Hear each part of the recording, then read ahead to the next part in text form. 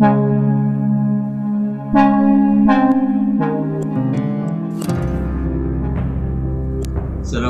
warahmatullahi wabarakatuh. Berjumpa kembali dengan channel Lapoy Madura. Kali ini saya berada di Desa Penaungan, Kecamatan Pasongsongan, Kabupaten Sumeneb, Madura. Kita akan hari ini adalah tanggal 19 Mei 2023. Kebetulan saya sebagai pemilik channel Lapoy Madura berjumpa dengan salah seorang budayawan muda berasal dari Pasongsongan, Sumeneb, Madura. Kita kali ini akan membahas tentang sejarah Joko Dole, ya, kisah Joko Dole dengan kaitannya bagi kebudayaan di Madura. Bagaimana sepengetahuan Bapak Agus Sugianto? Beliau adalah sejarah muda, Bapak Agus Sugianto, tentang sejarah Joko Dole. Silakan Pak Agus. Baiklah, terima kasih atas waktunya pada channel Lapoy Madura yang begitu getol dan peduli akan keberadaan Madura, khususnya Sumeneb. Jadi sebenarnya banyak legenda, cerita legenda, baik hikayat, cerita rakyat maupun babat maupun lagu-lagu Madura berbahasa Madura yang sangat kaya akan filosofi, bukan masalah unsur budayanya, tapi unsur sufinya, tasawufnya sangat kental sekali. Religius. Jadi pengaruh-pengaruh tasawuf, tapi sengaja oleh beliau-beliau yang meramu, mengubah, membuat itu sengaja tidak dinampakkan keluar. Hanya istilahnya parsemon dalam bahasa Maduranya, sehingga butuh waktu, jeda, fokus, merenung, tafakur, baru kita menemukan filosofi dan mutiara dalam lagu tersebut, yang terkandung dalam baik cerita rakyat ataupun lagu-lagu dalam bahasa Madura. Jadi pada kali ini saya akan menceritakan telah akrab mungkin dalam di telinga kita, pada waktu kita kecil, yaitu Pangeran Secodiningrat atau yang lebih kita kenal dengan Pangeran Joko Dole yang memerintah di Sumeneb, Raja Sumeneb, di Kadipaten, ya, masih karena Sumeneb masih di bawah kekuasaan Majapahit waktu itu. Jadi katakanlah raja atau Adipati Joko Dole ini memerintah di Sumeneb selama 45 tahun. Luar biasa.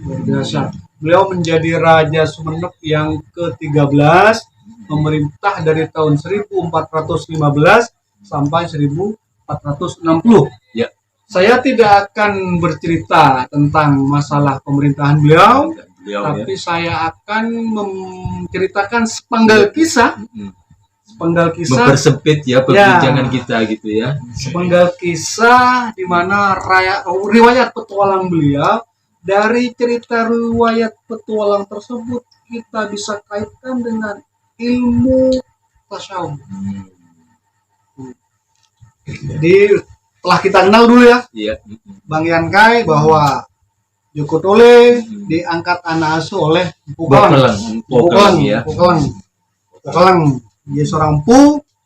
Nah, Empu Keleng ini kemudian diambil, katakanlah ada perintah tugas dari Raja Majapahit waktu itu untuk membuat pintu gerbang.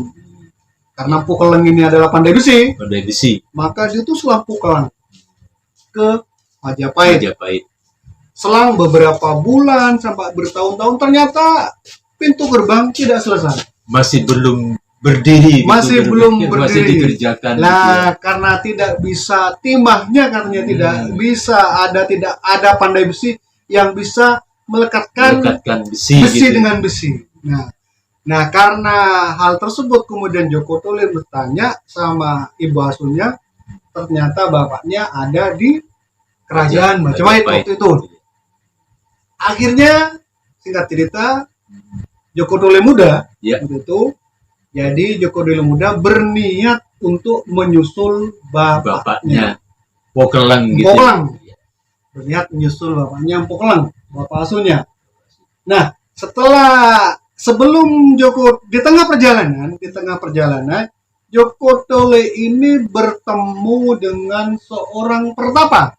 Iya, dalam perjalanan menuju Majapahit, Joko Tole ini bertemu dengan seorang pertapa.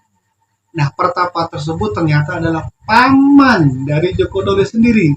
Iya. Joko Tole kan bapaknya Adipodai. Yang makamnya atau sanggahnya Adipodai. Kemudian Adipodai itu sendiri punya adik namanya Adirasa. Nah, sosok pertapa yang ditemui Joko Tole inilah yang bertapa di atas daun ilalang. Aneh gitu ya. Aneh kan kok ada pertapa di atas ilalang. Bertapa di atas ilalang tapi nggak jatuh-jatuh, malah duduk bersila di atas ilalang. Nah, nggak masuk akal. Setelah menemui sang pertapa, Adirasa, saya adalah paman kamu, saya adalah Adirasa, bapak kamu adalah kakak saya. Kemudian Joko Tole diberikan bunga melati agar sesampainya di Majapahit. Sebelum itu ditanyakan mungkin ya dengan Adirasa tujuannya keberangkatan ke Majapahit untuk menyusul bapak asuhnya dengan permasalahan tidak bisa mendirikan pintu gerbang. Nah, yang akan saya ceritakan, yang akan saya garis bawahi adalah satu, pertapa tersebut bernama Adirasa. Bertapa di atas ilalang. Jadi Adirasa katakanlah Adirasa bertapa di atas ilalang bahasa Maduranya adalah lalang. Jadi Adirasa bertapa di ujung daun ilalang, di ujungnya lalang. Kita bedah sekarang. Adirasa, paman dari Joko Tole gitu ya. Rasa telah kita ketahui bahwa rasa tiap manusia itu sudah diberikan punya rasa. Ada rasa yang telah dititipkan Tuhan pada kita beri manusia rasa. Nah, sekarang kita persempit lagi dengan Adi. Makna dari Adi itu maknanya lah sempurna, adilluhung, sungguh luhur, sangat sempurna. Jadi rasanya rasa, puncak dari rasa itu ada di Adirasa. Iya. Jadi sebenarnya Adirasa, rasa yang paling halus, puncak dari rasa itu sendiri, itulah Adirasa. Nah, sekarang kita bedah kembali ilalang. Dalam bahasa Madura adalah lalang. Nah, ternyata setelah saya telah makna dari lalang itu sebenarnya oleh pembuat buku yang menceritakan legenda Joko Tole itu sebenarnya setelah saya telah itu bukan lalang. Ada penemuan baru. Itu bukan lalang. Ya. Itu adalah lam. Seperti lam yang itu ya. Iya, ada lam huruf lam. Iya. Seperti pancing gitu. Pancing itu kan ada lam, kemudian ada lam lagi. Lam dua ini di atasnya bertapalah Adirasa. Kita bedah kembali, kita telusuri kembali. Huruf lam yang bergandengan itu ada di lafal Allah. Alif, lam, ha. Jadi nampak bahwa Adirasa bertapa di ujung dari dua lam tersebut. Lam. Kita lihat di huruf lafal Allah. Ya. Di atasnya lam yang dua itu ada tanda. ada tanda tasjid, Tasdid. ya kan? Ya, tasdid. Tasjid itu kita ibaratkan seperti seseorang memohon doa, ya kan? Melakukan permohonan. Ya kan? Ini kan? Iya, iya. Tasjid, ya kan? Tasdid. Nah, di atas tasjid itulah bersemayam adi rasa. Tasjid di atasnya ada apa kan? Ada satu alif, Ada alif. alif tunggal. Yang berdiri gitu ya. Yang itulah puncak dari adi rasa. Dalam kaidah ilmu tasawuf atau sufi, itulah yang disebut dengan alif putih. Dalam Sangat dalam. sangat dalam. Bahkan saya baru mendengar filosofi tentang bertapanya adi rasa semacam itu. Mungkin rekan-rekan pemirsa, terutama orang di luar Madura, orang Madura yang ada di luar, banyak yang tidak tahu ini, Pak. Iya, Banyak itu yang hasil tafakur saya. Masa masuk akal. Iya. Mungkin orang dulu memang ada yang bisa jadi. bertapa, punya ilmu meringankan tubuh. Tapi saya cari makna filosofisnya ini. Ya. Ternyata memang lalang itu diseliwerkan sehingga menjadi elang-elang yang sudah. Luar Saya biasa. kejar elang-elang, ternyata di atasnya elang-elang ada tasjid lambang orang yang sedang memohon doa tangan. Di atas tasjid Ada alif. alif. Iya. Disitulah cara kita bisa mencari adi rasa yang sebenarnya. Makanya ini ada juga capo-capen rengkong Iya.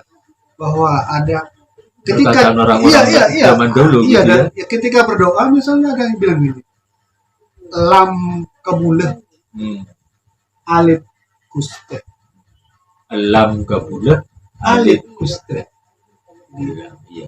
Iya, iya. lam kabula, alifnya gusti. Setelah itu pindahnya apa? Jasad kabula, roh guste. Jadi ketika kita katakanlah kita menyembah dan sebagainya, itu jasad itu adalah kabula, rohnya Gusti yang kita sembah. Kemudian ditarik lagi. Ketika roh kabula, betul anos Gusti. Iya. Dasar Jasad sekali. ditarik lagi, betul anos kabula, alif poter. Filosofi yang begitu luar biasa. Saya katakan luar biasa karena selama ini jarang sekali orang-orang kita, khususnya warga Sumeneb, ya mungkin ada sebagian dari semacam ahli sejarah seperti Pak Agus ini, tapi kaitannya sejarah ini berkaitan dengan religius ya, religiositas gitu ya. Sebenarnya sangat luar biasa.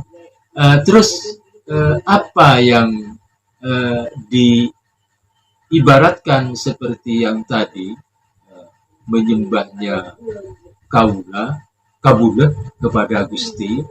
Dalam Islam sebenarnya bagaimana kaitannya dalam Islam? Ya, saya lanjutkan terlebih dahulu. Setelah ternyata setelah Joko Tole menemukan adi rasa yang ada dalam dirinya. Oh iya. Adi rasa yang ada dalam dirinya dikasih bunga melati warnanya Putih. itu melambangkan Kesucian. suci. Nafsu yang putih adalah nafsu Mutmainnah. itu kan? Iya. Nafsu. Setelah Joko Tole makan sampai ke Majapahit, ternyata keluar timah, dibakar Joko Tole kan? Iya. Suruh bakar, makan melati putih, nafsu mutmainnahnya disuruh bakar, intinya itu kan membakar diri, melepaskan semua hawa nafsu yang ada di dalam, dibakar semua sama Joko Tole. Kemudian dari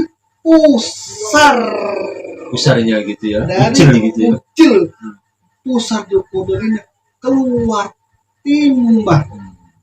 Ya, timah inilah yang bisa merekatkan itu kedua besi. Pintu gerbang yang ada di Majapahit. Filosofinya sangat dalam. Jadi manusia ketika sudah menemukan adi rasanya, Dengan cara apa? Dengan cara memakai nafsu mutmainnahnya yang melepaskan, membakar hawa nafsunya. Maka dia menemukan pijat. Luar biasa. Iya, Nah, iya, iya. tentunya untuk adirasa itu, untuk sampai ke sana ada bermacam tangga. Ya, tahapan-tahapan butuh proses gitu Pak Gus ya. Yang Al-Ghazali ada tahalli, tajalli. Ya. Ada yang pakai latifatul 7, yang toriko Toriko, itu iya. ada. Jadi Ada juga seperti yang pikir nafas, tanafas. Iya. Banyak metode. Banyak metode gitu untuk Sehingga, pendekatan kita kepada yang Maha Kuasa. Sehingga gitu. kita bisa menemukan adi rasa yang ada di dalam diri kita masing-masing. Memang proses itu harus dinikmati, harus dijalankan untuk mencapai ke sana tujuan kita. Gitu ya. Iya, Seharusnya begitu seharusnya ya. seperti itu. Biar kita menjadi manusia yang berguna gitu ya. Jadi nampak di sini bahwa sebenarnya para filsuf kita sebenarnya sudah memberikan ilmu, tapi ilmu tersebut dikiaskan dalam bentuk cerita, dalam bentuk kisah. Nah, tergantung kepada diri kita untuk menelaah dengan alam pikiran kita. Mana-mana filosofi yang dikandung dalam babat cerita tersebut. Jadi sangat luar biasa. Keberhasilan Joko Tole setelah melewati proses pembakaran itu, akhirnya pintu gerbang di Majapahit bisa berdiri. Jadi ketika manusia sudah bisa menemukan rasa yang benar-benar ada dalam dirinya, dengan cara menggunakan nafsu mutmainnahnya membakar, pasti dia akan bisa mendirikan pintu gerbang. Luar biasa. Demikian pemirsa perbincangan kami dengan sejarah muda Bapak Agus Sugianto. Beliau adalah salah satu kepala sekolah di SDN di Pasongsongan, gitu ya. Beliau memang getol menelaah tentang sejarah-sejarah yang ada di Madura, khususnya di Sumeneb. Terima kasih atas perhatian pemirsa channel Lapoy Madura. Mohon maaf kalau ada kata-kata salah dari kami. Kami akhiri. Wassalamualaikum warahmatullahi wabarakatuh.